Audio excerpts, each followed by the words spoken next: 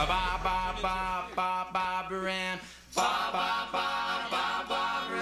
Oh, ba ba ba ba ba. You know, we're used to hearing some very happy tunes from the Beach Boys, usually about girls, but now one of the group stars is singing anything nice about President Obama. Listen to this.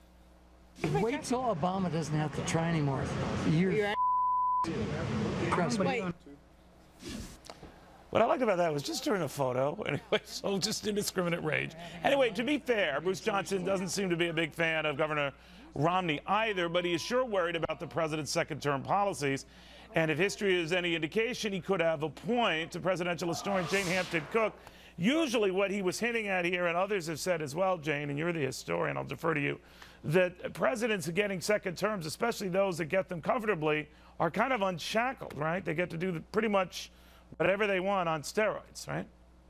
That's right. I mean, when a president wins a re-election, especially if it's a landslide, if it's overwhelming, then that really does embolden a president to do whatever he wants to do. And he can do that for a couple of reasons. He no longer has a re-election to be accountable to, and it's really his last chance. A second term is the last chance a president has to do whatever he really wants to do.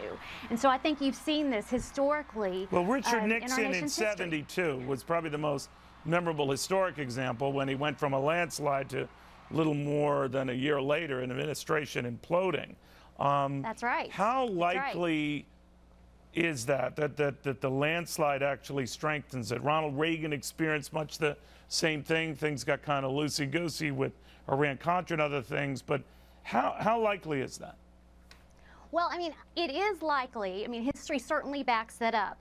And, you know, with Nixon, I think that attitude of audacity, hey, I just won 49 states. Why should I have to participate in this investigation, this little thing called Watergate? So it may have given him too much confidence, and he didn't respond as he should have initially when all of that was breaking. And same thing with Ronald Reagan. There may have been some overconfidence with Iran-Contra.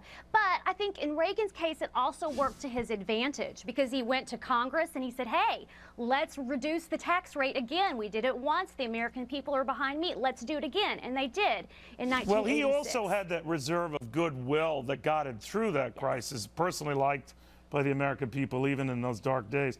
But absolutely. Lyndon Johnson comes to mind when he got elected in his own right in 1964, again by a huge margin. He felt emboldened, felt he owed very little to the JFK legacy. So he was his own man, doing whatever he wanted post that. And then he was unshackled, right? He was unshackled, and, you know, I think, saw this was his opportunity. I think he probably knew in the back of his mind Robert Kennedy might challenge him in '68. So I think LBJ in that case said, hey, this is my chance. This is really my best chance to put forward my agenda. And a lot of presidents feel that, especially when they do get a second term. Now, of course, we have the two-term limit now, so we didn't have that when FDR was running for re-election and then re-election after that. But he did feel increasingly emboldened after his consequential elections because he felt it was a time of crisis, the Depression, and later a world war. Who was going to stop him? But it's that attitude that puts presidents and their ultimate tendencies in hyperdrive, right? The fear, I guess, others have expressed about Barack Obama is that without a second term to worry about, he would go full throttle on all the liberal spending plans and others. But the only caveat I would add here is that he would be dealing likely with at least one branch of a Republican Congress, so he would be tamed. What do you think of that? Well, you know, the great thing about our system is that we have three branches of government. We have the federal system and the state system. So we have built-in accountability. And with FDR, yes, he felt emboldened after his second term. He won 46 of 48 states at the time. And so he decided, hey, I want to expand the Supreme Court. I want to get more of my guys on the court so they will uphold my New Deal legislation. But what checked him?